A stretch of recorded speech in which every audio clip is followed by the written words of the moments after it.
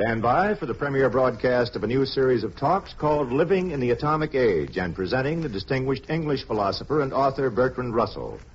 And be sure to continue listening to ABC this evening for the important forum, America's Town Meeting at the Air. Each week, qualified experts are invited to town meeting to discuss a pertinent problem of our time. Tonight, Dr. Charles S. Johnson, president of Fisk University, and Mr. Stanley High, author and editor, debate the provocative question, are we losing our moral courage? For a thought-provoking program, hear America's Town Meeting this evening on ABC.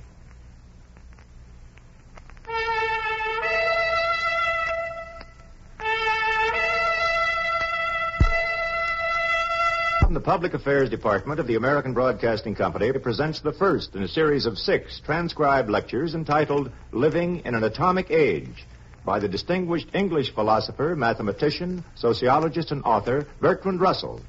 The subject of the first lecture is Present Perplexities. Lord Russell. The present time is one in which the prevailing mood is a feeling of impotent perplexity. We tell each other dreadful stories of atom bombs and hydrogen bombs, of cities exterminated, of Russian hordes, of famine and ferocity everywhere. But although our reason tells us that we ought to shudder at such a prospect, there is another part of us that enjoys it, so that we have no firm will to avert misfortune, and there is a deep division in our souls between the sane and the insane parts. In quiet times, the insane parts can slumber throughout the day and wait, but in times like ours, working time as well, and all rational thinking becomes pale and divorced from the will. Our lives become balanced on a sharp edge of hypothesis. If there is to be a war, one way of life is reasonable. If not, another. To the majority of mankind, such a hypothetical existence is intolerably uncomfortable, and in practice they adopt one hypothesis or the other, but without complete conviction. Uncertainty balks the impulse to every irksome effort and generates a tone of frivolous misery, mistakenly thought to be pleasure, which turns outward and becomes hatred of those who are felt to be its cause. Through this hatred, it brings daily nearer the catastrophe which it dreads. The nations seem caught in a tragic fate, as though, like characters in a Greek drama, they were blinded by some offended god. Bewildered by mental fog, they march towards the precipice, while they imagine that they are marching away from it. It must be said that the purely intellectual problems presented by the world of our day are exceedingly difficult. There is not only the great problem, can we defend our Western world without actual war? There are also problems in Asia and problems in Africa and problems in tropical America, which cannot be solved within the framework of traditional political ideas. There are those, it is true, who are quite certain that they can solve these problems by ancient methods. So limited is their intelligence and their imagination that they are never puzzled for one moment. All we have to do is to go back to the days of the Opium War. After we have killed a sufficient number of millions of Chinese, the survivors among them will perceive our moral superiority and hail us as saviors. But let us not be one-sided. Stalin, I should say, is equally simple-minded and equally out of date. He too believes that if his armies could occupy Britain and reduce us all to the economic level of Soviet peasants and the political level of convicts, we should hail him as a great deliverer and bless the day when we were freed from the shackles of democracy.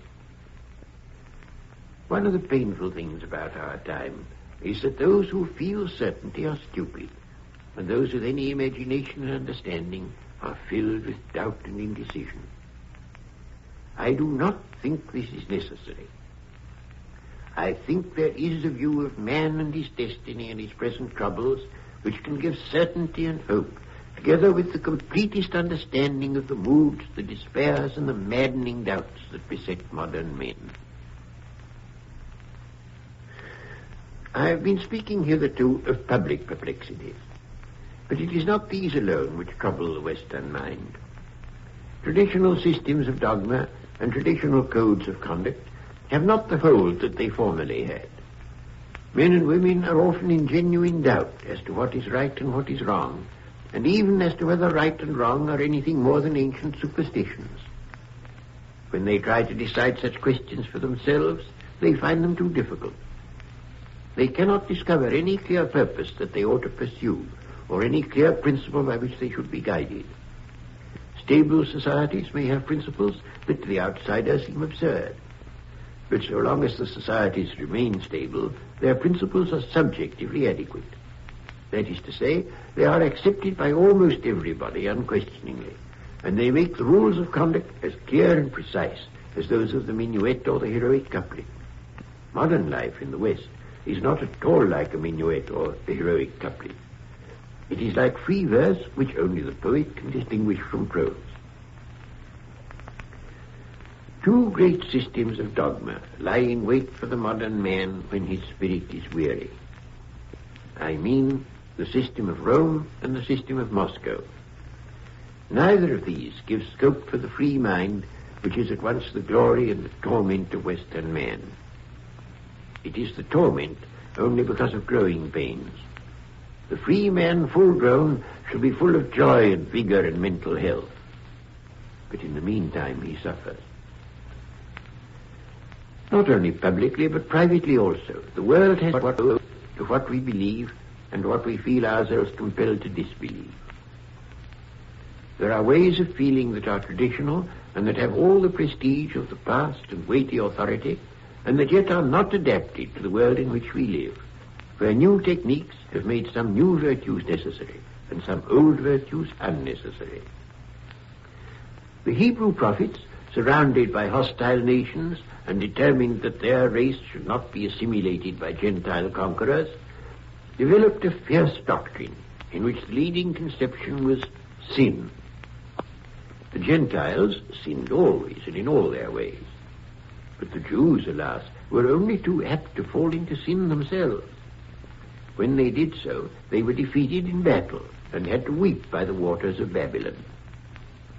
It is this pattern that has inspired moralists ever since. The virtuous man has been conceived as one who, though continually surrounded by temptation, though passionately prompted to sin, nevertheless, by almost superhuman strength of will, succeeds in walking along the straight and narrow path, looking meanwhile disdainfully to the right and left at those inferior beings who have loitered to pluck flowers by the way. In this conception, virtue is difficult, negative, and arid. It is constrictive and suspicious of happiness. It is persuaded that our natural impulses are bad, and that society can only be held together by means of rigid prohibitions. I do not wish to pretend that society can hold together if people murder and steal. What I do say is that the kind of man whom I should wish to see in the world is one who will have no impulse to murder, who will abstain from murder not because it is prohibited, but because his thoughts and feelings carry him away from impulses of destruction. The whole conception of sin has, as it were, gone dead, so far at least as conscious thought and feeling are concerned. Most people have not thought out any other system of ethics, and have not perhaps theoretically rejected the old system, but it has lost its hold on them. They do not murder or steal as a rule, because it would not be to their interest to do so, but one cannot say as much for their obedience to the seventh commandment. They have, in fact, no wish to conform to the ancient pattern. The publican thanks God that he is not as this Pharisee, and imagines that in so doing he has caught the point of the parable. It does not occur to him that feeling superior is what is reprehended, and that whether it is the publican or the Pharisee who feels superior is an unimportant detail. I should wish to persuade those to whom traditional morals have gone dead, and who yet feel the need of some serious purpose over and above momentary pleasure, that there is a way of thinking and feeling which is not difficult for those who have not been trained in its opposite, and which is not one of self-restraint, negation, and condemnation. The good life, as I conceive it, is a happy life. I do not mean that if you are good, you will be happy. I mean that if you are happy, you will be good. Unhappiness is deeply implanted in the souls of most of us. How many people we all know who go through life apparently gay and who yet are perpetually in search of intoxication, whether of the bacchic kind or some other. The happy man does not desire intoxication, nor does he envy his neighbor and therefore hate him. He can live the life of impulse like a child, because happiness makes his impulses fruitful and not destructive. There are many men and women who imagine themselves emancipated from the shackles of ancient codes, but who, in fact, are emancipated only in the upper layers of their minds. Below these layers lies the sense of guilt, crouching like a wild beast, waiting for moments of weakness or inattention, and growling in venomed angers, which rise to the surface in strange, distorted forms. Such people have the worst of both worlds. The feeling of guilt makes real happiness impossible for them, but the conscious rejection of old codes of behavior makes them act perpetually in ways that feed the maw of the ancient beast beneath. A way of life cannot be successful so long as it is a mere intellectual conviction. It must be deeply felt, deeply believed, dominant even in dreams. I do not think that the best kind of life is possible in our day for those who below the level of consciousness are still obsessed by the load of sin. It is obvious that there are things that had better not be done, but I do not think the best way to avoid the doing of such things is to label them sin and represent them as almost irresistibly attractive. And so I should wish to offer the world something scarcely to be called an ethic, at any rate in the old acceptation of that word, but something which nonetheless will save men from moral perplexity and from remorse and from condemnation of others. What I should put in the place of an ethic is, in the old sense, is encouragement and opportunity for all the impulses that are creative and expansive. I should do everything possible to liberate men from fear, not only the conscious fears, but the old imprisoned primeval terrors that we brought with us out of the jungle. I should make it clear, not merely as an intellectual proposition, but as something that the heart spontaneously believes, that it is not by making others suffer that we shall achieve our own happiness, but that happiness and the means to happiness depend upon harmony with other men. When all this is not only understood but deeply felt, it will be easy to live in a way that brings happiness equally to ourselves and to others. If men could think and feel in this way, not only their personal problems, but all the problems of world politics, even the most abstruse and difficult, would melt away. Suddenly, as when the mist dissolves from a mountaintop, the landscape would be visible and the way would be clear. It is only necessary to open the doors of our hearts and minds, to let the imprisoned demons escape and the beauty of the world take possession. You have just heard the first in a series of 6 lectures by Bertrand Russell entitled Living in an Atomic Age. This has been a transcribed feature of the Public Affairs Department of ABC in cooperation with the British Broadcasting Corporation.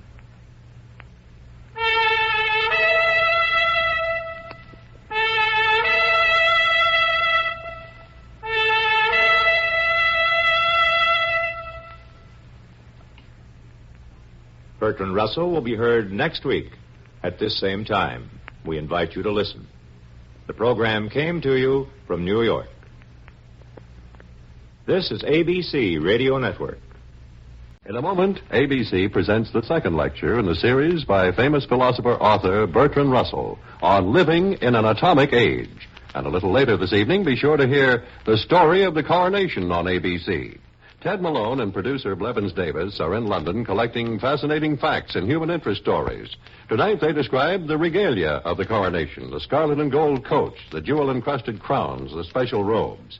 Our coronation reporters also interview the persons responsible for these royal props, silversmiths, jewelers, and coachmen, as well as the Duke of Norfolk, who is in charge of all coronation details. Don't miss another exciting story of the coronation tonight on ABC.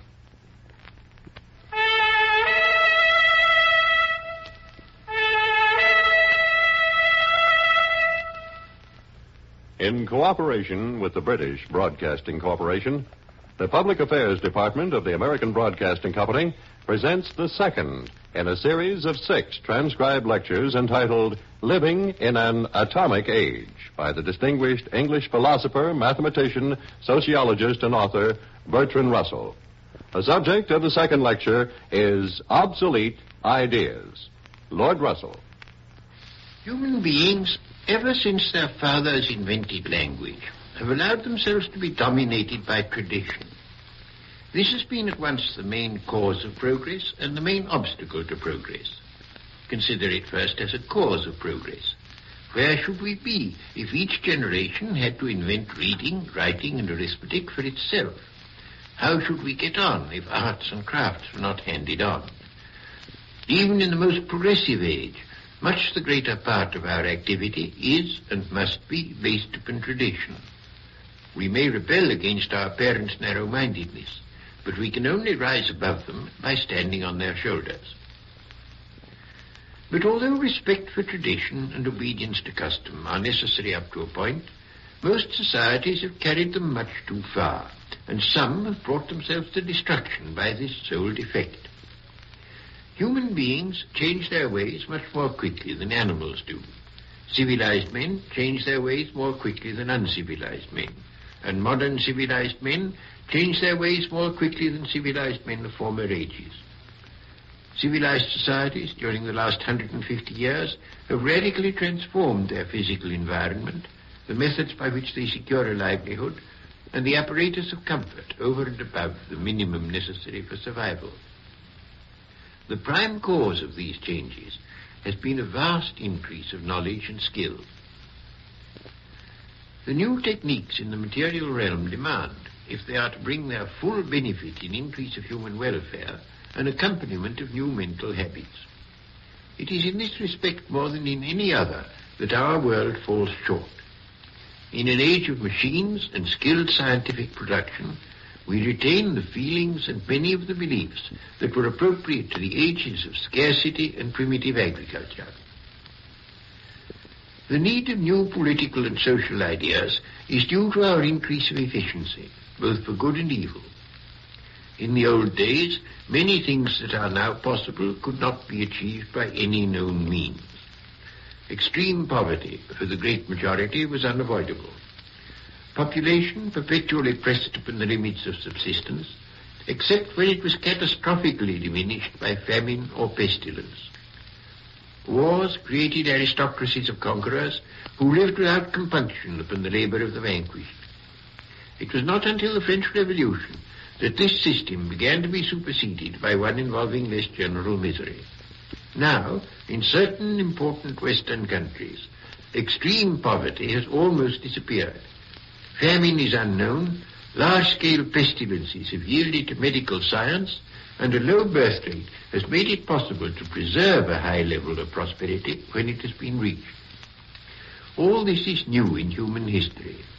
Struggle, fight, starvation, and premature death have been the lot of the great majority of human beings ever since there were human beings, just as they were the lot of the animals before them. The fundamental source of this beneficent revolution is scientific production and the scientific habit of mind which has given rise to it. Two other things, besides scientific methods of production, have been necessary, namely democracy and a low birth rate. But these by themselves would not have been sufficient and would scarcely have been possible without science, except for brief periods in exceptional circumstances. Though not sufficient to produce a happy community, they are necessary, and machine industry without them may lead to a new form of serfdom, quite as dreadful as anything in the gloomy annals of the past. We hear much about the Western way of life and the need of defending it against the Eastern menace. But few in the West are clear as to the essentials of the Western way of life, or as to what makes it worth defending. If we were clear about this, our propaganda would be more effective, and we should have less need than we have at present to depend upon military might as our sole protection. What the West has discovered, though as yet the realization is incomplete, is a method by which practically everybody can have as much of material goods as is conducive to happiness, without excessive hours of labor, and with that degree of mental culture that is needed to make leisure delightful. This is rendered possible by the fact that one man's work can now produce much more than is required for one man's subsistence. But as yet, this system has only a precarious life. It is threatened from without by those whom envy renders destructive, and it is threatened from within by those who are still under the domination of beliefs and passions appropriate to a bygone age. The kernel of these beliefs and passions is the struggle for life. Where this struggle is now still necessary, it is necessary because men are misguided, not because nature is niggardly. In former times, if two men each wished to live on the produce of a piece of land which only yielded enough for one, they must either both starve or fight till one was killed. In practice, it was not single men who fought, but groups of men, called successively tribes, nations, coalitions, or United Nations. These considerations apply to the present East-West tension. The Russians believe, whether sincerely or not, that they can only prosper by first ruining the West. The West, not unnaturally, concludes that it can only survive by first... I will not for a moment deny that while these reciprocal sentiments exist, they make themselves true. If A and B each know that the other is after him with a pistol, they may consider general maxims about the desirability of cooperation irrelevant. The question for each reduces itself to the very simple one, which of us will kill the other first? But the difference between their interests is caused by their sentiments, not by any external natural cause. And so it is with the public enmities in the modern world. They have no justification in economic fact or sober self-interest, but result solely from the surviving pugnacity of mankind, which once served a purpose but is now merely antiquated. If Russia and the West each became convinced that the other had no hostile intentions, each would be spared all the expense of armaments, each would derive benefits from reciprocal commerce, each would escape from the dread of the atomic bomb and the destruction of large parts of the population. The motives of self-interest, which on each side promote hostile feeling, are merely a reflection of the exactly identical motives of self-interest of the other side, and are based on each side upon the assumption that the other side is irrationally inclined. Of course, human nature being what it is, this naked analysis would seem shocking to both sides. For wherever hostility exists, however obsolete may be its sources, it appears on both sides as a great moral crusade, in which it is the duty of every true man to uphold high ethical ideals. But all this is merely a part of the psychological camouflage by which Homo sapiens conceals from himself his own lack of wisdom. We cannot blame governments for our troubles, nor can they be cured by merely governmental action. What is needed is a change in the ordinary outlook of ordinary people. The change that is wanted is sometimes thought to be a moral change, but my own belief is that nothing is required beyond a just estimate of self-interest. I know that it is difficult to rouse enthusiasm for such a view. Suppose you said to a population, if you pursue course A, half of you will die in agony and the other half will live in squalor, whereas if you pursue course B, you will all prosper. And suppose that on this basis you conducted a great political campaign. What do you think would happen? All the earnest moralists would rise up and say, "Sir, your aims are base. There are more important things than material prosperity. Should a great nation shrink from suffering if it is incurred in a noble cause? Was it by such degraded self-seeking that our ancestors made our nation great? Perish the thought. Away with money grubbers. Let us live like heroes, and if fate so wills it, die like heroes." you will find that you are completely powerless against the mass hysteria so generated. You will find men pointing the finger of scorn at you as a coward, and you will be lucky if your cowardice does not lead to your being lynched, while the thousands who are lynching you contrast their inflexible courage with your baseball trickery. The popular fear of intelligence is one of the great dangers of our times. If teachers and educational authorities had more understanding of this sort of person, of the sort of person the modern world needs, they could within a generation produce an outlook that would transform the world. But their ideal of character is an old-fashioned one. They admire most the sort of character which would give a man leadership in a gang of pirates. And if you say that commerce is a different thing from piracy, they think you are soft and hope you are mistaken. All this is due to the persistence of old martial ideas that have descended to us from earlier ages. These ideas, I repeat, were appropriate to an age of unavoidable scarcity, but are not applicable to our own times, when whatever scarcity still exists is due to human stupidity and to nothing else. Consider the application of such a mentality to international banking, and you will not be surprised by the Great Depression which it produced while it reigned unchecked, nor by the belief of the Nazis that the depression would be curbed if only enough Jews were exterminated, nor by the Russian belief that we should all be rich if all the rich men were liquidated. None of these mistakes would have been made by men in whom intelligence was capable of controlling passion. None of them would have been made by men who understood that when different groups have different interests, it is because of unwise passions and not because of any physical fact. If we are to live happily with a modern technique, and it is possible for modern technique to bring a far higher level of happiness than was formerly possible, we must banish certain ideas and substitute certain others. For love of domination, we must substitute justice. For brutality, we must substitute intelligence. For competition, we must substitute cooperation. We must learn to think of the human race as one family, and further our common interests by the intelligent use of natural resources, marching together towards prosperity, not separately towards death and destruction. The mental change required is difficult and will not be achieved in a moment. But if the need is recognized by educators, and if the young are brought up as citizens of this world and not of a bygone world of predatory warriors, the change can be achieved within a generation, so that we may hope to save at least a portion of mankind from the universal destruction with which we are threatened by the pursuit of obsolete ideas. You have just heard the second in a series of 6 lectures by Bertrand Russell entitled Living in an Atomic Age. Be sure to listen next week when the 3rd lecture will be presented by Lord Russell on the subject, The Modern Mastery of Nature.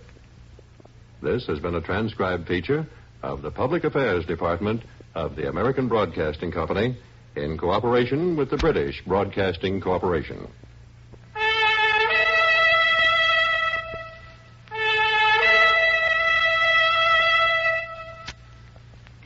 This program was presented from New York. This is ABC Radio Network. ABC is presenting from London a series of pre-coronation programs, The Story of the Coronation, compiled and broadcast by Ted Malone and Blevins Davis. Tonight, our reporters interview the unpublicized personalities of the coronation, guardsmen, coachmen, musicians, and others, all of whom have many interesting stories to tell. For example, one of the royal seamstresses will tell you that the kind of stitches taken in the royal robe is a closely guarded secret. For colorful facts, listen tonight for the story of the coronation.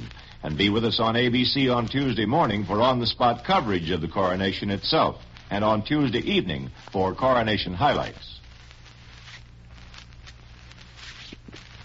In cooperation with the British Broadcasting Corporation, the Public Affairs Department of the American Broadcasting Company presents the third in a series of 6 transcribed lectures entitled Living in an Atomic Age by the distinguished English philosopher, mathematician, sociologist, and author Bertrand Russell.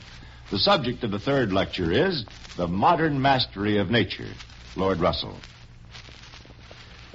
It is the nature of man to be in conflict with something. Some men are victorious, others are defeated. Those who are defeated, as a rule, leave few or no descendants. It follows that the psychology which is transmitted tends to be that of victors, and that where there is a 50-50 chance of victory, optimism will cause the chance to be overestimated. From the point of view of the survivors, this is fortunate. The point of view of the vanquished is forgotten. The contests in which men are engaged are of 3 kinds. They are conflicts of, first, men with nature, second, men with other men, and themselves. These conflicts are very different in their character, and with the history of man, their relative importance is continually changing. Of these 3 kinds of contest, the contest with physical nature is, in a sense, the most fundamental, since victory in this contest is essential to survival. Men who perish in a glacial epoch, or when hitherto fertile regions dry up, or when earthquakes engulf whole valleys, have lost their contest with physical nature. So have all those who die in famines and pestilences. Every victory over physical nature makes possible an increase in the numbers of the human species, and has usually been used mainly to this end. But in proportion as man masters his environment, his relations to his fellow men assume increasing importance, partly because the technique of mastery over nature involves social groups more coherent than those of the most primitive men, and partly because, in proportion as the winning of daily bread becomes easier, a greater amount of energy can be set aside for the killing of enemies. There comes, however, a moment in human evolution when, owing to the growth of technique, men can become richer through agreement with previous competitors than through extermination of enemies. When this stage is reached, what may be called the demands of technique require a cessation or at least mitigation of the conflicts of man with man. When this stage is reached, it is in fact the stage which mankind has reached at the present moment. The conflicts that most need to be resolved are the conflicts of man with himself. The long ages of the other 2 kinds of conflict have molded human nature to a pattern formerly appropriate, but now technically obsolete. The ages of external warfare reflected themselves in an internal war in the soul. In this internal war in the soul, one part labeled the other sin and determined to vanquish it. But the victory was never so complete as in external conflicts, and after every defeat, sin would again rear its ugly head. This unending warfare within, which was originally a reflection of the warfare without, now became, on the contrary, a source of the warfare without. Sin is only part of my nature, but it is the whole nature of my enemies. So at least the old-fashioned moralist believes. And therefore the soul which is not at peace with itself cannot be at peace with the world. And external wars have to continue in order to hide from individual men that the real war is within. For these reasons, the war of man with himself is that which, at the end of human evolution, assumes supreme importance. Each kind of war should end in harmony. The conflict of man with physical nature is turned into a harmony in proportion as man learns the secrets of nature and thereby becomes able to cooperate with her. The conflict of man with man serves a purpose so long as there is no possibility of adequate food supply for all. But when the conquest of nature has secured the possibility of adequate food supply for all, and when the growth of technique has made large-scale cooperation profitable, the conflict of man with man becomes an anachronism and should end in a political and economic unification, such as is sought by the advocates of world government. By this means, an external harmony of man with man can be established, but it will not be a genuine harmony until men have achieved a genuine harmony within themselves and have ceased to regard a part of themselves as an enemy to be vanquished. This, in a nutshell, is the history of man, past, present, and, I hope, future. Man has had an existence which is long in relation to historical time, but short in relation to geological epochs. Our first human ancestors were a very rare species. They lived under precarious conditions, exposed to the rigors of the weather, to the hostility of wild beasts, and to all the dangers of famine that could be caused by drought. The chief worry was as to food supply. It is estimated that each individual at that time required at least 2 square miles for his subsistence, and even with 2 square miles at his disposal, he would often be hungry, and not infrequently die from lack of nourishment. Gradually, however, man emerged from these precarious conditions by various stages: weapons, fire, language, domestication of animals, and finally agriculture. These successive inventions and discoveries made possible the existence of civilized communities. They supplied the whole fundamental apparatus upon which civilized man subsisted for a very long time. From about 3000 BC until less than 200 years ago, there was no technical advance comparable to these. During this long period, man had time to become accustomed to his technique and to develop the beliefs and political organizations appropriate to it. Towards the end of the 18th century, man entered upon a new phase, involving a change as fundamental as that involved in the adoption of agriculture. I mean, of course, machine production and the application of science to industry. Physical science, one may say, has existed as a powerful element in culture for about 350 years. Machine production has existed for about half that time. During the period since its invention, it has shown itself to be a revolutionary force of quite amazing intensity. As yet, this has been almost solely operative in man's relation to nature. But by revolutionizing man's relation to nature, it has destroyed the old equilibrium that existed in man's relation to other men and to himself. The revolutions that it demands in these two provinces are still to seek, and it is the fact that they are still to seek which is the main cause of the present troubles of the world. The specially human activities which distinguish man from other animals all depend upon the lessening of his bondage to physical nature. So long as he had to spend all his time in food gathering, he could not devote much of his energy to war or politics or theology or science. These things are offshoots of the productivity of labor. They depend upon the excess of one man's production over one man's consumption of food. The greater this excess becomes, the more possible it becomes for a man to devote himself to politics and war and culture and such luxuries. Pharaoh and Nebuchadnezzar, Socrates and Plato, Buddha and Mohammed, Leonardo and Bach, all were only possible because the food producers could produce more than they could eat.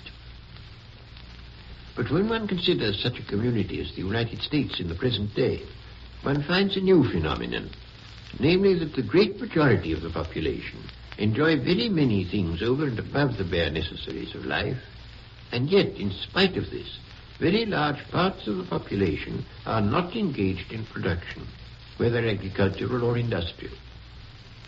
There are all the young people who are still being educated after they have become able-bodied.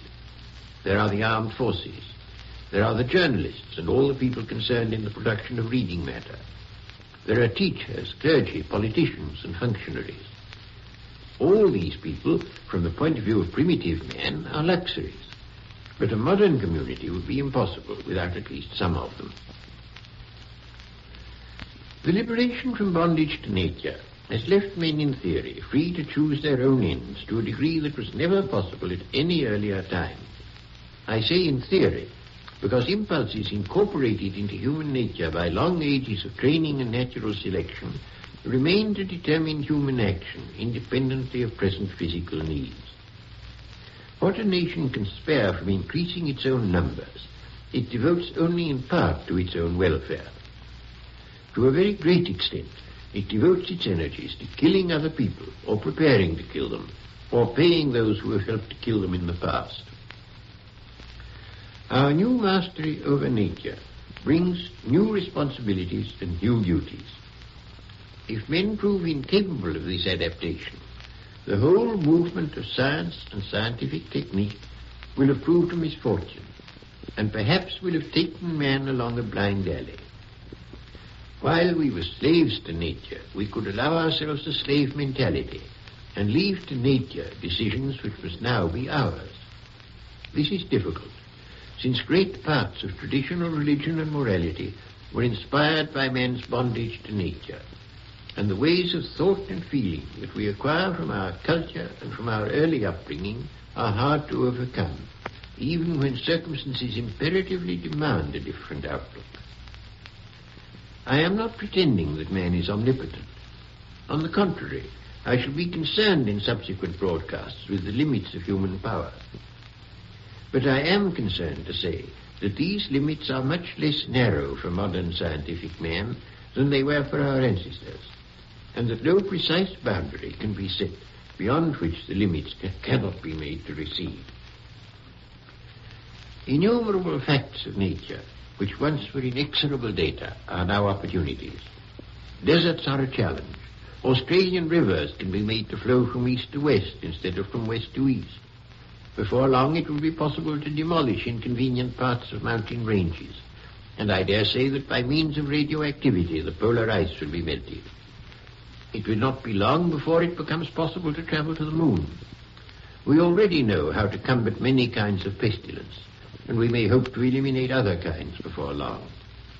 Our nomad ancestors, while they watched their flocks by night, observed the stars in their inexorable courses and believed themselves subject to the influences of celestial bodies. Wind and storm, drought and heat, comets and meteors and plagues filled their lives with awe, and they hoped to escape by means of humility. Modern man does not combat plagues by humility. He has found that they are to be combated by scientific knowledge. Scientific knowledge, in fact, gives the means, where there are means, of combating any extra-human enemy. But it does not give the means of combating the human enemy without, or the part of the individual soul which leads it towards death rather than towards life. The problems of man's contest with nature, insofar as they are soluble, can be solved by physical science. But they are not the only problems with which man is faced. For his other problems, other methods are necessary. Ladies and gentlemen, you have just heard the third in a series of 6 lectures by Bertrand Russell entitled Living in an Atomic Age. This has been a transcribed feature of the Public Affairs Department of ABC in cooperation with the British Broadcasting Corporation, and the program came to you from New York. This is ABC Radio Network. Listen to another in the series of discussions by English philosopher Bertrand Russell on living in an atomic age. First, an important note. In response to popular demand, The Great Fraud returns to ABC tonight. It's a timely series of reports by Mrs. Ada Siegel, authority on the USSR and its people, which exposes the way the Soviet government constantly defrauds its citizens. Mrs. Siegel reveals false items printed in the Soviet press.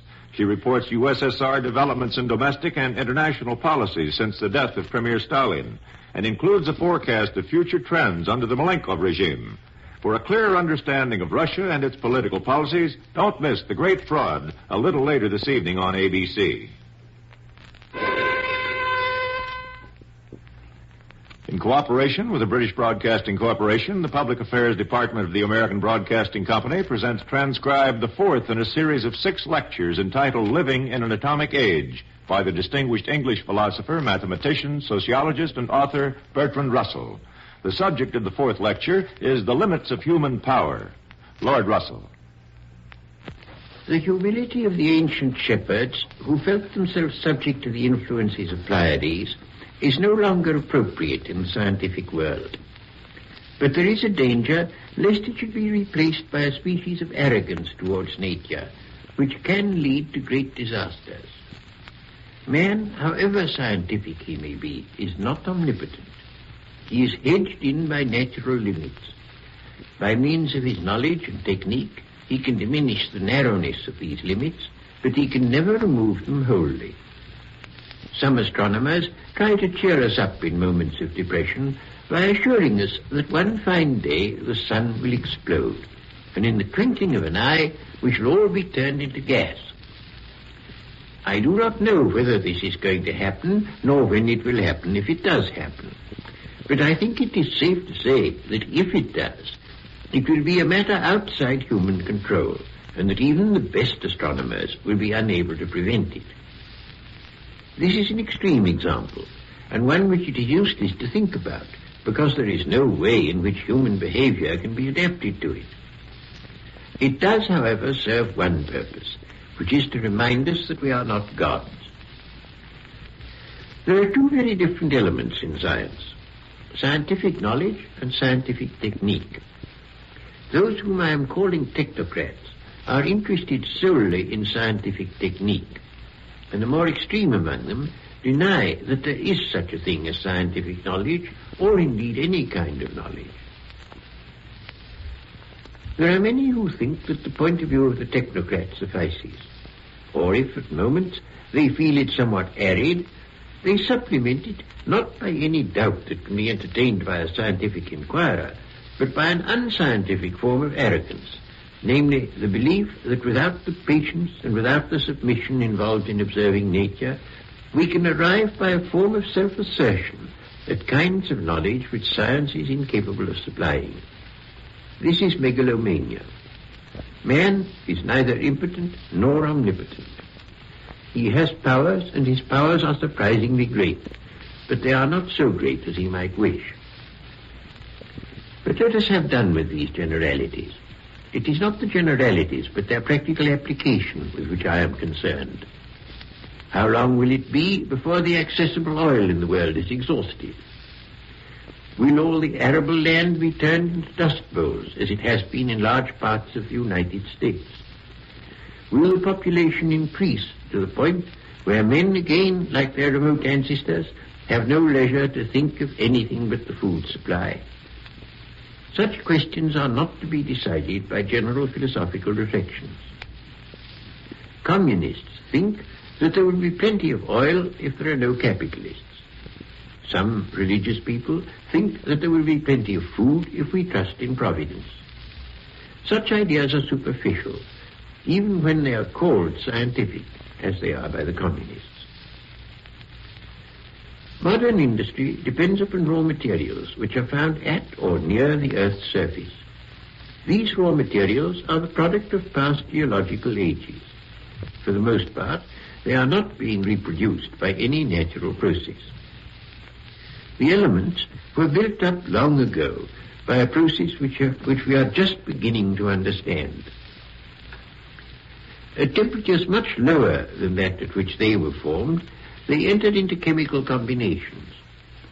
At a certain stage, the Earth was at a temperature peculiarly suitable to the formation of complex chemical combinations, and at last, combinations were formed which had the properties that are characteristic of living matter. Living matter has a curious property which I have called chemical imperialism. In virtue of this property, when it is put into a suitable environment, it transforms a mass of dead matter into a mass of living matter. It is this property which has made organic evolution possible. There are in nature processes of synthesis. They proceed from the simpler to the more complex. The processes of modern industry do exactly the reverse. They use complex raw material and simplify it. So far, this process of simplification is in the main not reversible by scientific methods. It may be that it will become so.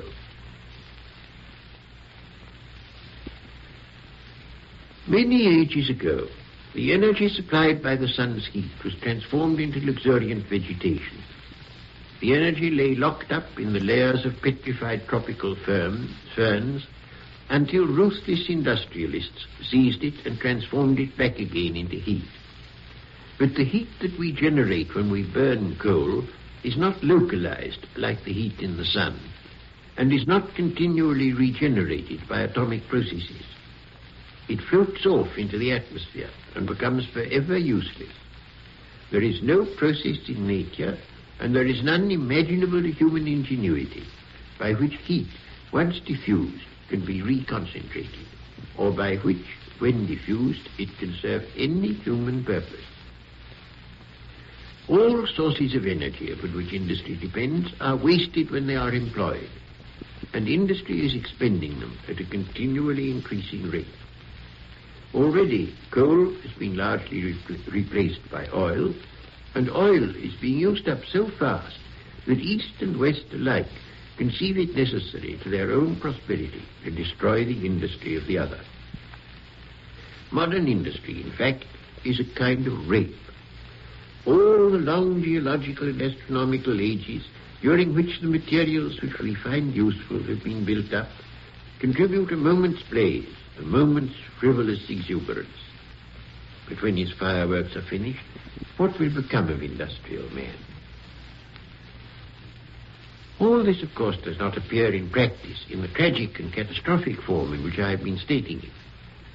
What we know is that the price of coal goes up, and we do not readily connect this fact with the second law of thermodynamics. If you look up this law in a textbook, you will learn that it states that entropy always increases, and if you are not a physicist, you will not be much the wiser. But the law can be stated more simply, and is stated more simply by proverbial wisdom. It states, in fact, that you cannot unscramble eggs. It deals with all the irreversible processes of nature. Some processes are reversible, some are not. If you travel from London to Edinburgh, you can also travel from Edinburgh to London. But if coal is used to make your train go, there is no way by which you can collect the heat which it generates and turn it back into coal. All industry depends upon such irreversible processes. It all uses up the earth's capital. Modern industry is in fact a spendthrift, and sooner or later must suffer the penalty of spendthrifts. I know that most people meet such considerations with a kind of facile optimism. They say, oh, the men of science are sure to think of some clever invention, and even if they don't, it will last my time. They feel like the proverbial Irishman who said, why should I do anything for posterity? It never did anything for me. But I am concerned in these talks with man, considered as a single creature with a single biography. I cannot be content with a brief moment of riotous living, followed by destitution. And however clever the scientists may be, there are some things that they cannot be expected to achieve. When they have used up all the easily available sources of energy that nature has scattered carelessly over the surface of our planet, they will have to resort to more laborious processes, and these will involve a gradual lowering of the standard of living. Modern industrialists are like men who have come for the first time upon fertile virgin land and can live for a little while in great comfort with only a modicum of labor. It would be irrational to hope that the present heyday of industrialism will not develop far beyond its present level. But sooner or later, owing to the exhaustion of raw material, its capacity to supply human needs will diminish, not suddenly, but gradually. This could, of course, be prevented if men exercised any restraint or foresight in their present frenzied exploitation. Perhaps, before it is too late, they will learn to do so. But this is a question of politics, and I do not wish, as yet, to consider the political aspects of our problem. So far, I have been considering the raw materials of industry, but the matter is far more grave as regards soil, which is the raw material of food. Ever since agriculture began, it has been carried on wastefully in most parts of the world. Where methods are completely primitive, the cultivator merely moves on after he has exhausted the soil of one piece of land. This requires, of course, a great deal of available territory, and even then only offers a permanent solution if the damage done to the soil by cultivation is temporary and not permanent. It is no wonder that men worshipped fertility divinities, or that they developed a belief in the magical efficacy of human sacrifice.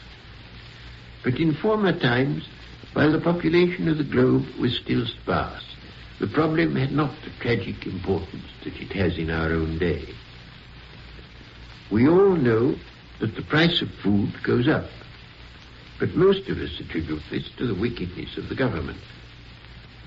If we live under a progressive government, it makes us reactionary. If we live under a reactionary government, it turns us into socialists. Both these reactions are superficial and frivolous. All governments, whatever their political complexion, are at present willy-nilly in the grip of natural forces which can only be dealt with by a degree of intelligence of which mankind hitherto has shown little evidence. Man has existed for about 1 million years, and scientific technique for at most 200 years. Seeing what it has already accomplished, it would be very rash to place any limits upon what it may accomplish in the future. But scientific knowledge is an intoxicating draught, and it may be one which the human race is unable to sustain. It may be that, like the men who built the Tower of Babel in the hope of reaching up to heaven, so the men who pursue the secrets of the atom will be punished for their impiety by providing by accident the means of exterminating the human species, and perhaps all life on this planet. From some points of view, such a consummation might not be wholly regrettable. But these points of view can hardly be ours. Perhaps somewhere else, in some distant nebula, some unimportant star has an unimportant planet on which there are rational beings.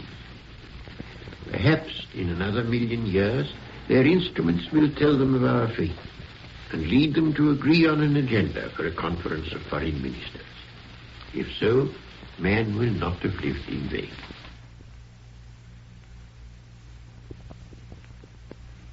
Ladies and gentlemen, you've just heard the fourth in a series of 6 lectures by Bertrand Russell, entitled Living in an Atomic Age. The subject of Lord Russell's lecture tonight, The Limits of Human Powers. Be sure to listen next week when the 5th lecture will be presented by Lord Russell on the subject, Conflict and Unification. This has been a transcribed feature of the Public Affairs Department of ABC in cooperation with the British Broadcasting Corporation. Your program came from New York. This is ABC Radio Network. In a moment, another in the series of lectures by Bertrand Russell on living in the atomic age. The program, The Great Fraud, has returned to ABC. It's a timely series of reports by Mrs. Ada Siegel, authority on USSR and its people. Mrs. Siegel reveals false items printed in Pravda and Izvestia, the two principal organs of the Soviet press, explaining the purpose of the Soviet government in misinforming its people. She reports USSR developments in domestic and international policies since the death of Premier Stalin, includes a forecast of future trends under the Malenkov regime. For a clearer understanding of Russia's policies, don't miss The Great Fraud tonight on ABC. Ladies and gentlemen, in cooperation with the British Broadcasting Corporation, the Public Affairs Department of the American Broadcasting Company presents transcribed the 5th in a series of 6 lectures entitled Living in an Atomic Age by the distinguished English philosopher, mathematician, sociologist, and author, Bertrand Russell. The subject of the fifth lecture is conflict and unification. Here is Lord Russell. The science of economics has been wrapped around by the theorists in a series of many veils, which have caused the plain man to suppose that there must be something indecent about its naked form. I think the only thing to do in this predicament is to begin again at the beginning with matters of such simplicity that you may be indignant at hearing them mentioned. Economics in the past laid more stress upon competition than upon anything else. Competition, in the sense in which it was used in classical economics, depends upon the existence of commerce regulated by law. It has, in theory, nothing to do with that more primitive competition, which has become the function of armies and which decides the ownership of land. It exists, in theory, only within a fixed framework of law. Given a number of men who all independently produce a certain commodity and expect to live by exchanging it for other commodities, they will obviously all try to get as much of other commodities in exchange as they can. But each will be limited in his demands by the fact that his competitor may ask less. This limitation only arises when the producers of the commodity in question between them can produce more of the commodity that can be sold at a profit, or at any rate without loss. The whole system only works where there are law courts and policemen to enforce contracts. And as soon as the stage of primitive barter has been surpassed, there must also be a more or less stable currency, which is legal tender. There are all kinds of elaborate legal restrictions of methods of competition. You must not assassinate your leading competitor. This form of competition is the prerogative of the state. You are allowed to tell the public how good your product is, but you must not tell them how bad the other man's is. All sorts of wonderful things were thought to result from free competition. It was thought that at a given price, the better commodity would get the larger sales. And it was thought that any improvement in methods of production would enable the man who made the improvement to undersell his competitors. Thus, competition would result in improving quality and cheapening methods of production. There may possibly have been some small element of truth in this theory 150 years ago in the cotton trade. Certainly the production of wage earners was cheapened to the utmost, and so was the production of raw cotton by means of plantation slavery. The system worked admirably for the cotton operatives and the plantation slaves, but they did not write the economic textbooks. But gradually things ceased to work out as the classical economists supposed, though it was a long time before economists noticed this. Competition within a country belongs to an early stage in industrial development. In all the more important industries, the tendency towards virtual monopoly is irresistible, and there comes a moment when either the industries take over the state or the state takes over the industries.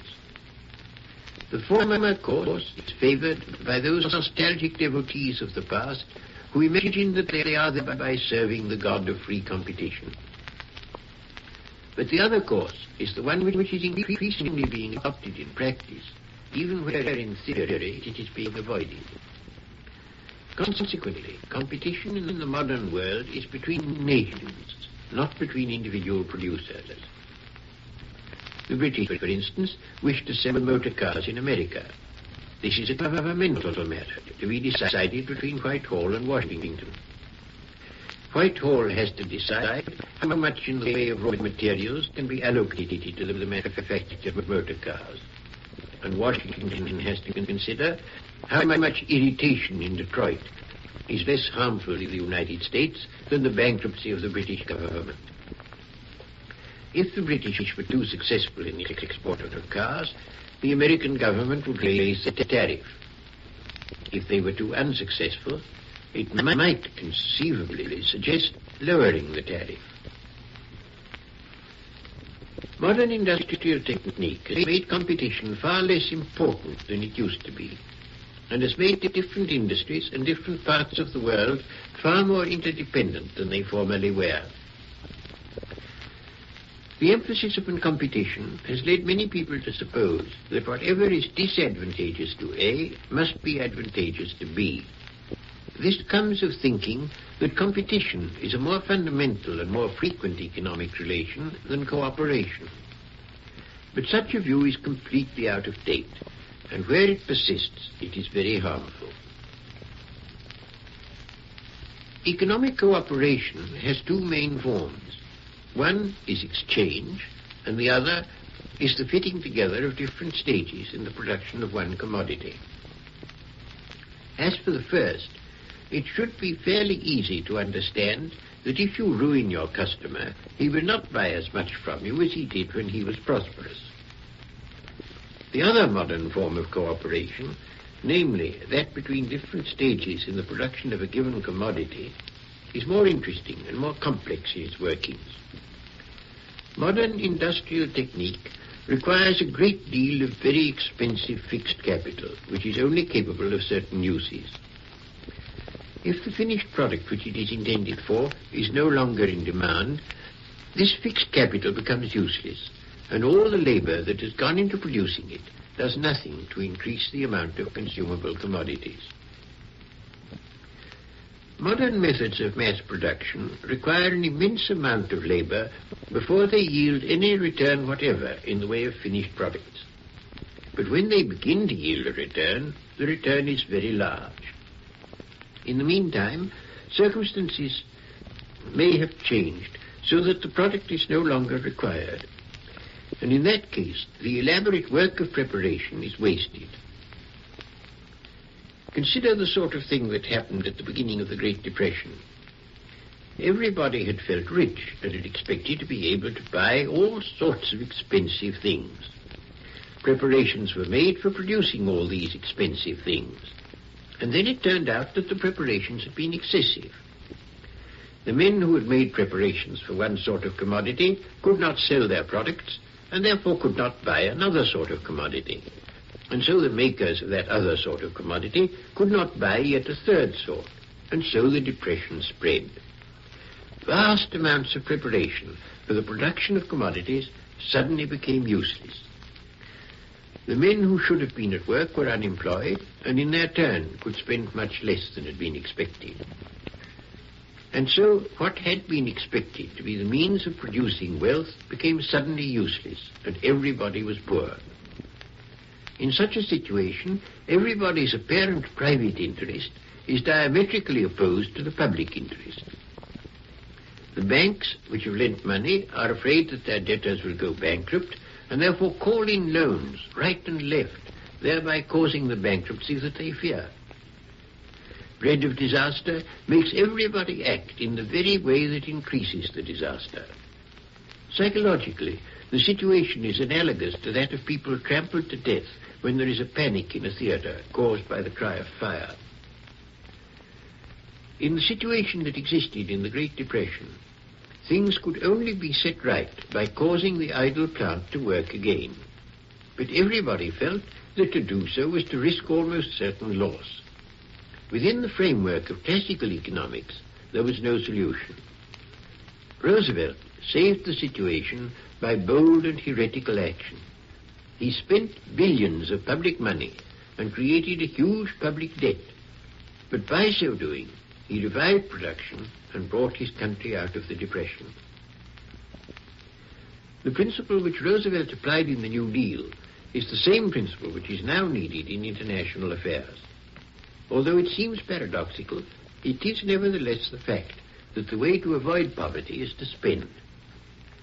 This, of course, does not apply to private individuals who cannot spend more than they have, but it does apply to governments, which alone have the privilege of not paying their debts. Americans have a great desire to sell their goods abroad, but they cannot do so unless foreign nations can afford to buy. I do not wish to say anything that may sound ungenerous about martial aid, but I shall only be repeating what its American advocates have urged, when I say that it serves the interests of America as well as those of Europe. I do not mean only what is undoubtedly true, that it has halted the spread of communism in Western Europe. I mean that actually America is better off financially, owing to spending money on reviving Europe. I have spoken of the wastefulness of industrial plant lying idle, but the enforced idleness of human beings is even worse. Idle plant and idle human beings are alike useless, but the idle human beings also suffer. The older economic theory was quite unable to deal with the problem of unemployment. We now know, however, that they can be controlled. We owe this knowledge chiefly to Keynes. The broad principle is that governments must spend and encourage spending when private people feel inclined to save, and must encourage saving or compel it by means of taxation when private people feel inclined to spend. There is a general conclusion to be drawn from modern economic development, and that is that any nation which desires to prosper must seek rather cooperation than competition with other nations. The world is economically unified in a way in which it never was at any earlier period. And even in terms of hard cash, it is seldom profitable nowadays for one nation to ruin another. Nay, more, if another nation is ruined, it is almost always profitable for a nation which can afford it to help the ruined nation on the road to recovery. This is because, broadly speaking, nations are more important to each other as customers than as competitors, and also because unemployment is a waste of which the disadvantages are felt not only in the nation in which the unemployment exists, but in varying degrees throughout the world. Although Congress finds this a little hard to understand, many people in international organizations now realize this. A start in the direction of world economic cooperation, of a world where economic cooperation replaces competition, has already been made not only in the Marshall Plan and the Organization for European Economic Cooperation, but also in the Colombo Plan. This doctrine, which is promulgated by hard-headed economists for hard-headed reasons, encounters obstacles that are psychologically derived from the fetish of competition and inherited with far too little change from our savage ancestors who knocked each other on the head with clubs. If the modern economic system is to work, we have to learn a less pugnacious and more cooperative outlook than that which tradition has made familiar.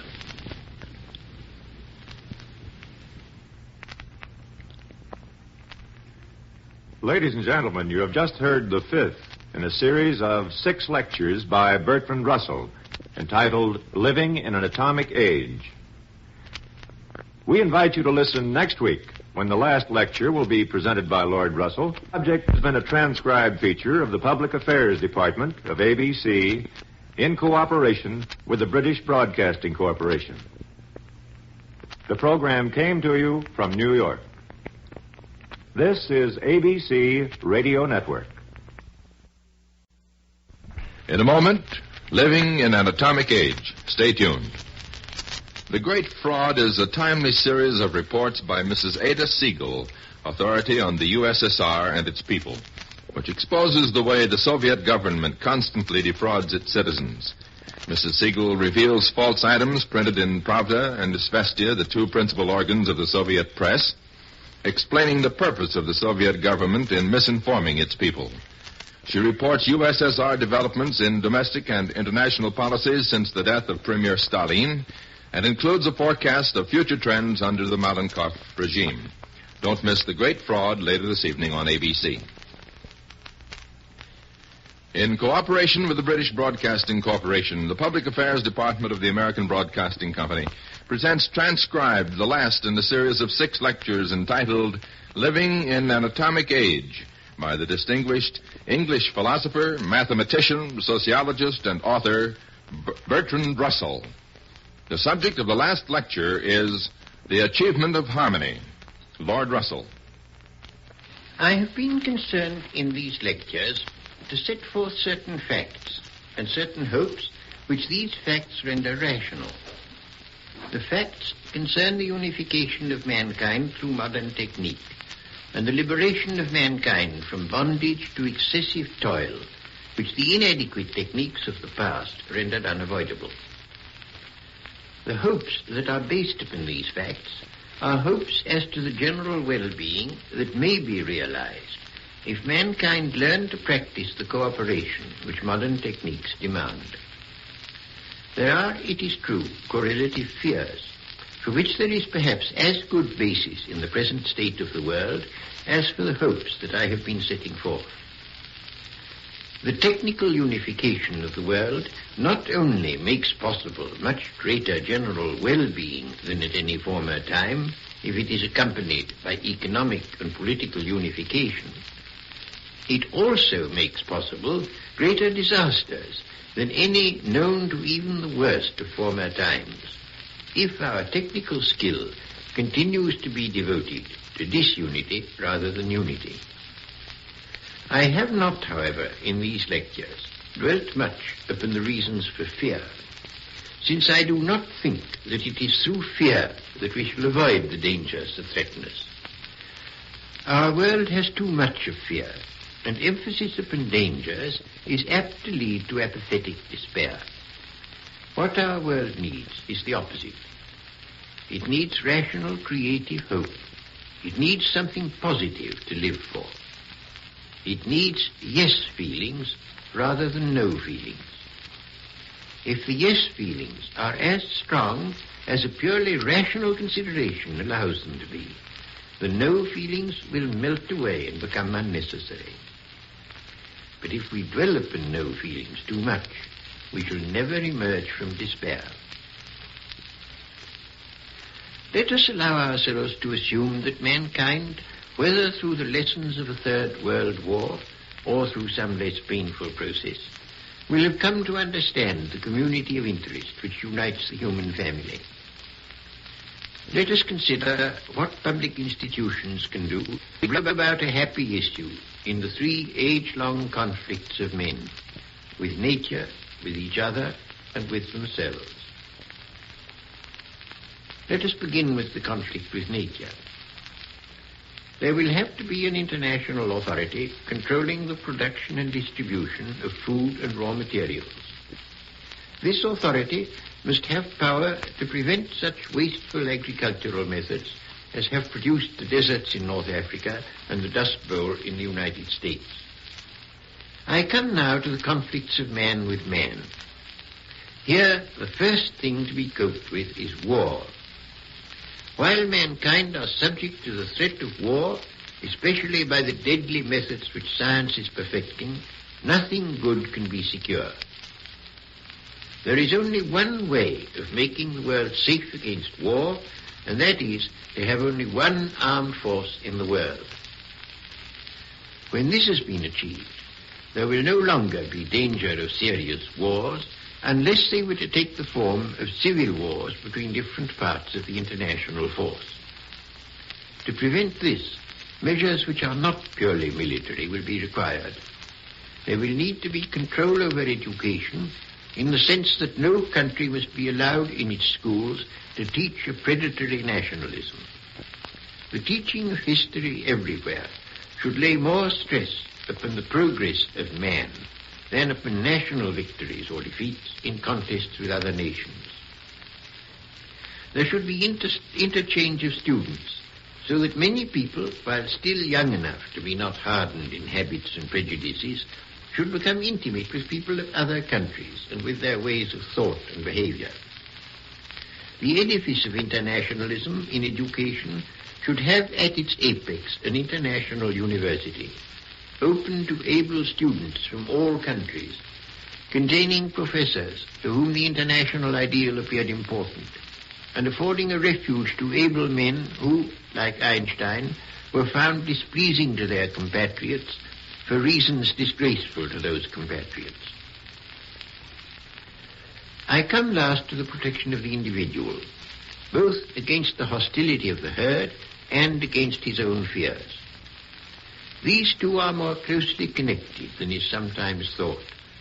For herd hostility is usually the result of fear, and the fear that it expresses, though nominally directed outwards, has, as a rule, its root in a fear which the intolerant individuals feel of a part of themselves. Education in the very early years can do much to prevent the growth of underground terrors, such as psychoanalysis lays bare. Affection and security are what is mainly needed in the early years. A population wisely handled in youth will be less liable to herd hostilities than is now common in most parts of the world. Nevertheless, it must be expected that herd hostilities will be sometimes aroused in cases in which, to the outsider, there seems no just ground for such hostilities. The best way of dealing with these cases would be to provide places of sanctuary, as was done in the Middle Ages. Those who had fled to such places should be examined by a neutral authority and should be protected if that authority pronounced them blameless.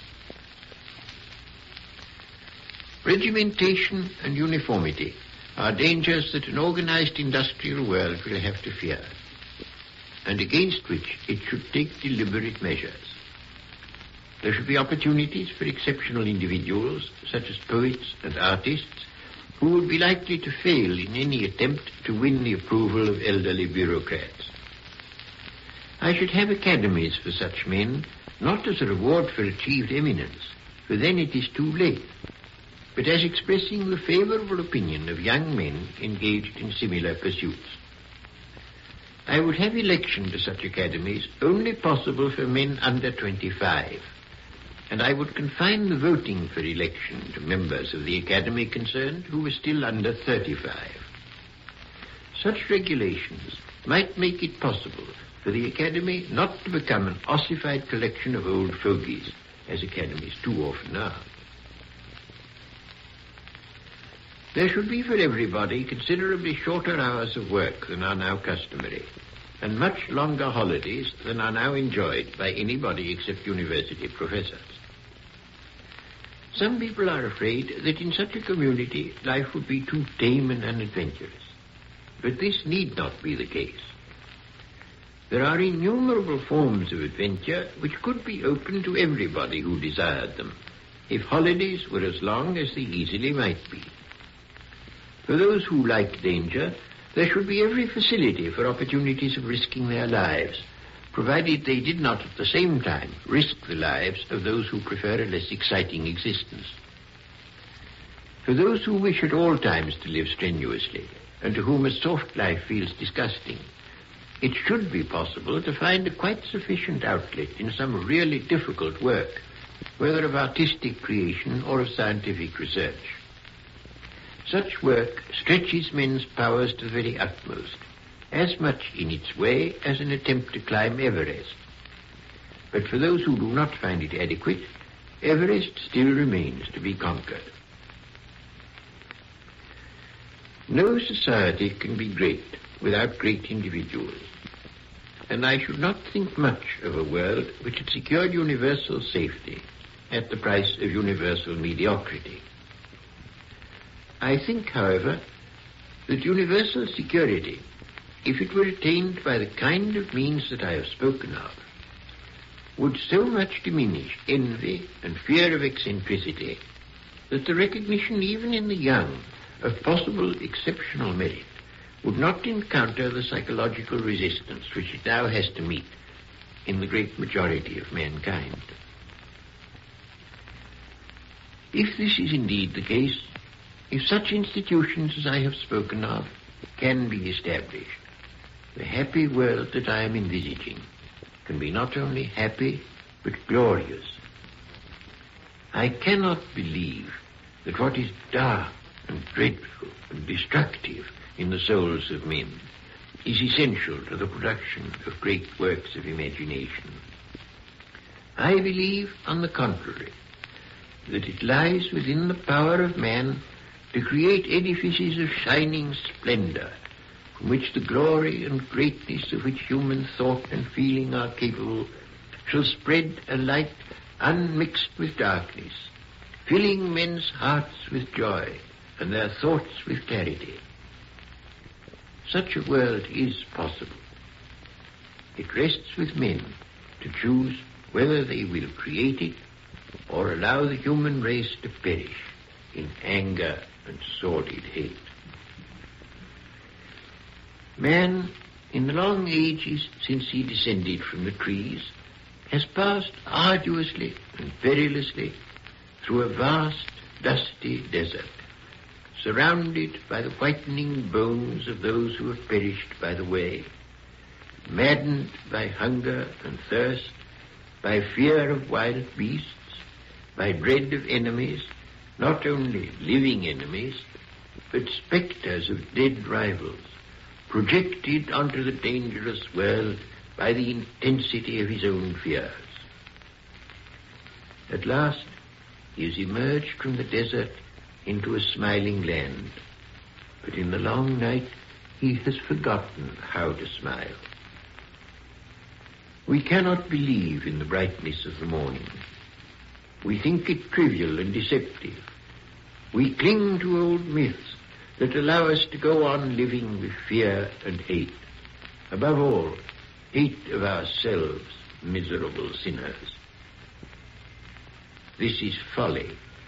Man now needs for his salvation only one thing: to open his heart to joy and leave fear to gibber through the glimmering darkness of a forgotten past. He must lift up his eyes and say, "No, I am not a miserable sinner. I am a being who, by a long and arduous road, have discovered how to make intelligence master natural obstacles, how to live in freedom and joy, at peace with myself, and therefore with all mankind." This will happen if men will choose joy rather than sorrow. If not, eternal death will bury men in deserved oblivion. Ladies and gentlemen, you have just heard the last in a series of 6 lectures by Bertrand Russell entitled Living in an Atomic Age. This has been a transcribed feature of the Public Affairs Department of ABC in cooperation with the British Broadcasting Corporation.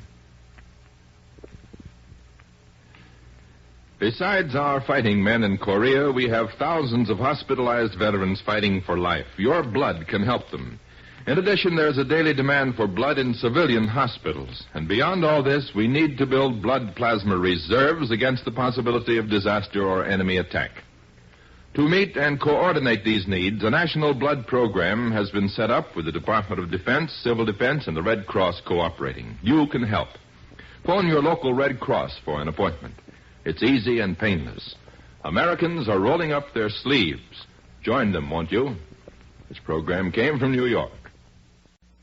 The Public Affairs Department of the American Broadcasting Company, in cooperation with the British Broadcasting Corporation, presents transcribed Reflections on Being 80 by Bertrand Russell. For the past 6 weeks, ABC has presented Bertrand Russell in a series of lectures on the topic Living in an Atomic Age. In this series, Lord Russell outlined and discussed the problems confronting man living in this atomic age and offered his solution to the problems. In these talks, Lord Russell brought to bear all of his years of reasoning and contemplation. The culmination of his ideas regarding the world and mankind's place in the world was embodied in this series. He attempted to point the way for man by outlining the conflicts confronting him, by urging the understanding of these conflicts in order to bring about a community of interest that would unify the human family and bring about a peaceful and harmonious world. It'll be interesting, then, to discover the reasoning and thoughts whereby Bertrand Russell reached his conclusions. In May 1952, Lord Russell was 80.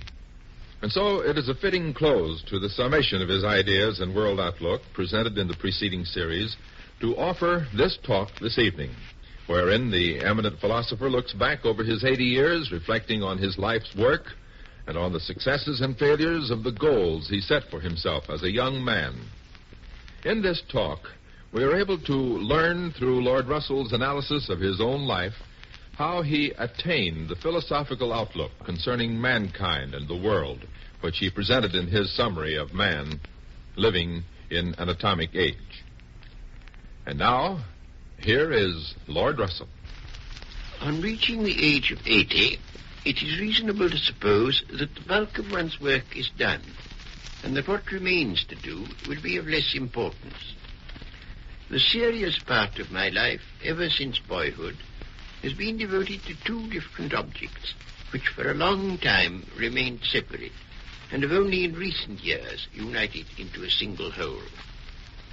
I wanted, on the one hand, to find out whether anything could be known, and on the other hand, to do whatever might be possible towards creating a happier world. Up to the age of 38, I gave most of my energies to the first of these tasks.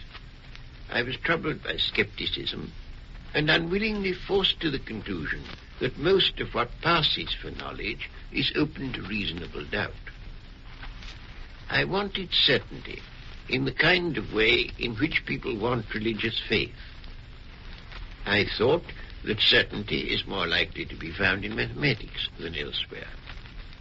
But I discovered that many mathematical demonstrations, which my teachers expected me to accept, were full of fallacies, and that if certainty were indeed discoverable in mathematics, it would be in a new kind of mathematics, with more solid foundations than those that had hitherto been thought secure. But as the work proceeded, I was continually reminded of the fable about the elephant and the tortoise. Having constructed an elephant upon which the mathematical world could rest, I found the elephant tottering and proceeded to construct a tortoise to keep the elephant from falling.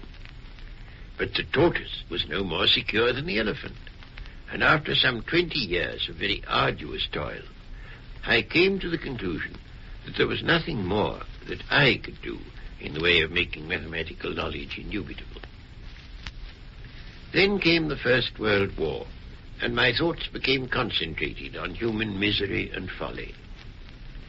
Neither misery nor folly seems to me any part of the inevitable lot of man, and I am convinced that intelligence, patience, and eloquence can, sooner or later, lead the human race out of its self-imposed tortures, provided it does not exterminate itself meanwhile.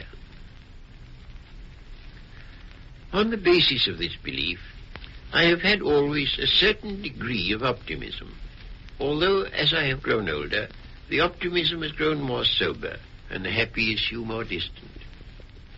But I remain completely incapable of agreeing with those who accept fatalistically the view that man is born to trouble.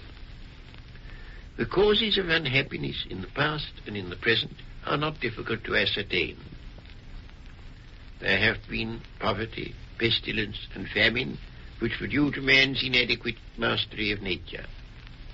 There have been wars, oppressions, and tortures, which have been due to men's hostility to their fellow men. And there have been morbid miseries, fostered by gloomy creeds, which have led men into profound inner discords that made all outward prosperity of no avail. All these are unnecessary.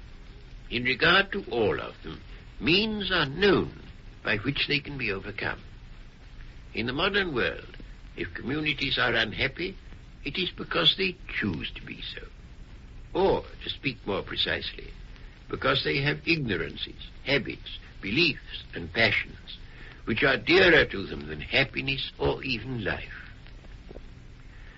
I find many men in our dangerous age who seem to be in love with misery and death, and who grow angry when hopes are suggested to them.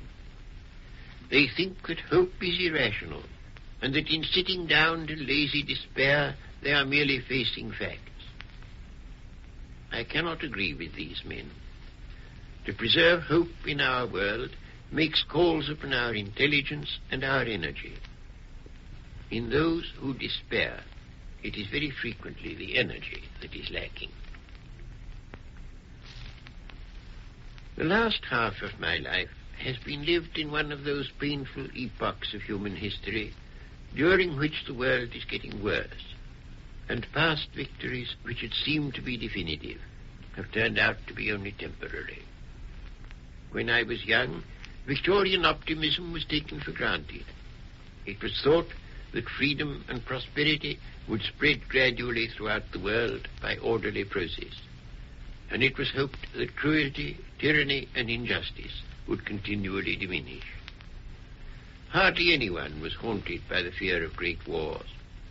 Hardly any thought of the 19th century as a brief interlude between past and future barbarism. For those who grew up in that atmosphere, adjustment to the world of the present has been difficult. It has been difficult not only emotionally, but intellectually. Ideas that had been thought adequate have proved inadequate. In some directions, valuable freedoms have proved very hard to preserve. In other directions, especially as regards relations between nations, freedoms formerly valued have proved potent sources of disaster.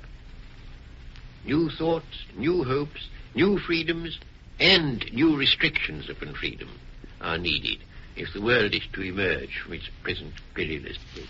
I cannot pretend that what I have done in regard to social and political problems has had any great importance. It is comparatively easy to have an immense effect by means of a dogmatic and precise gospel, such as that of communism. But for my part, I cannot believe that what mankind needs is anything either precise or dogmatic.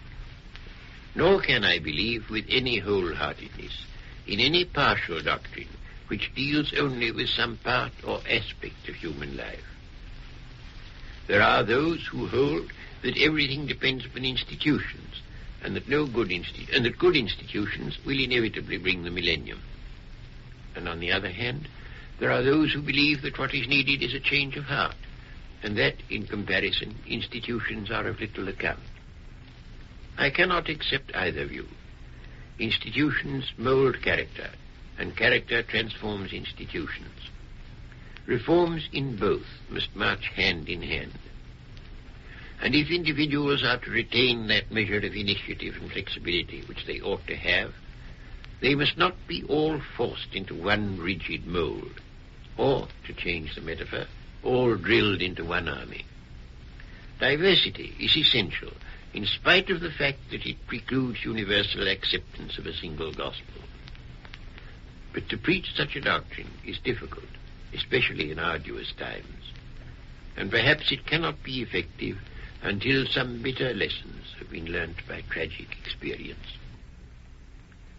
My work is near its end, and the time has come when I can survey it as a whole. How far have I succeeded, and how far have I failed? From an early age, I thought of myself as dedicated to great and arduous tasks. 55 years ago, walking alone in the Tiergarten through melting snow under the coldly glittering March sun, I determined to write 2 series of books, one abstract, growing gradually more concrete, the other concrete, growing gradually more abstract. They were to be crowned by a synthesis, combining pure theory with a practical social philosophy. Except for the final synthesis, which still eludes me, I have written these books.